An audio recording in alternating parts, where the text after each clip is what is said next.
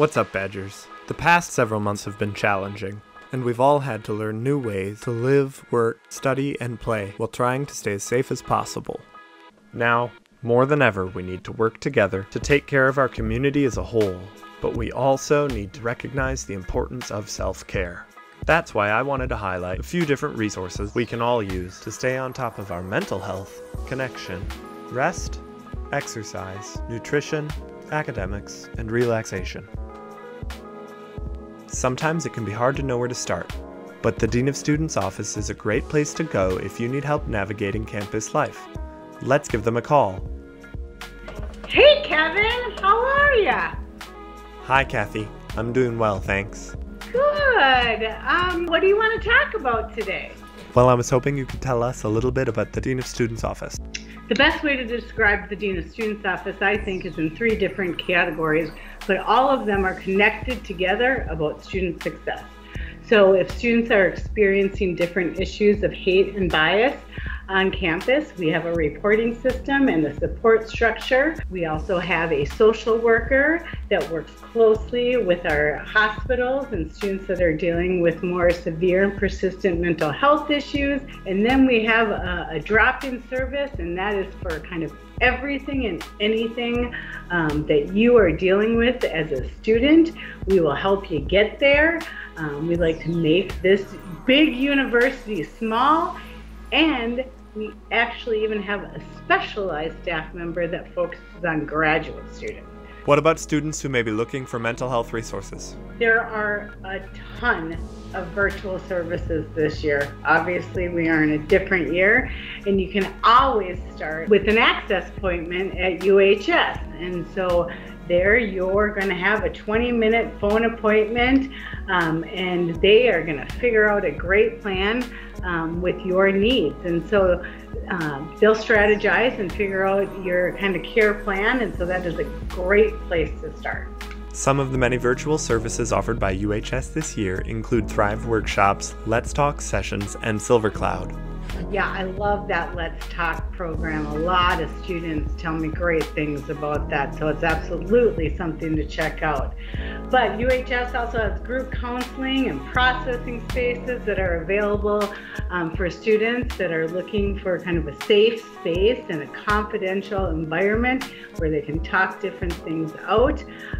They're also a great way to connect with peers and realizing that other students are going through exact same things that you might be going through, even though it might not seem that way. I'll have to look into that. It's been kind of hard staying in touch with people while social distancing. But I did find a few creative ways, like hosting virtual game nights and even an app that lets you watch movies online with your friends. Oh my gosh, that sounds so fun. Hey, I was thinking, by the way, the last time we talked, you were saying you were having a hard time sleeping. How's that been going?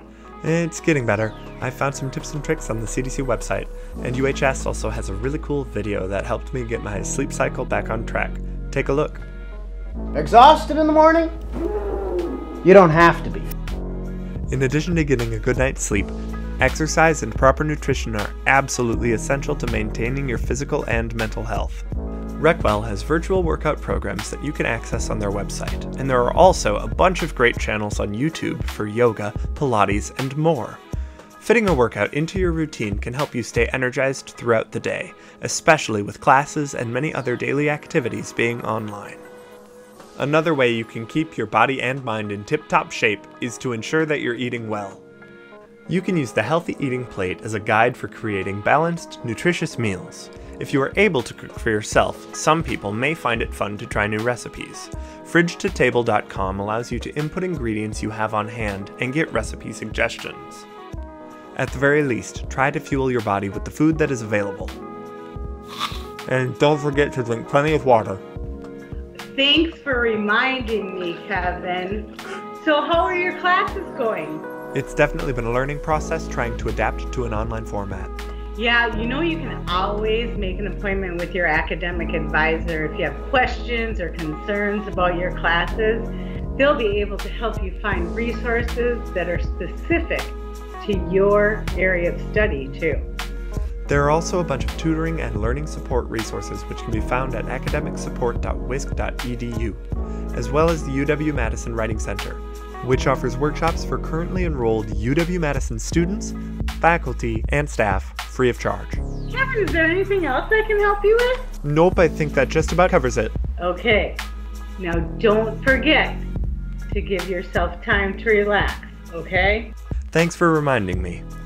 Listening to music and podcasts can be a great way to unwind, and UHS has some awesome options available on Spotify and all other major platforms. There are also concerts, Broadway musicals, and other amazing performances streaming online, or you can get free books and movies through the UW Library.